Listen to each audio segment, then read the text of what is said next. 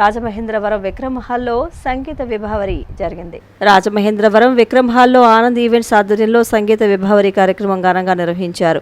సినీ anchor as Anand ఆధ్వర్యంలో నిర్వహించిన ఈ పాటల కార్యక్రమం శ్రోతలను అలరించింది.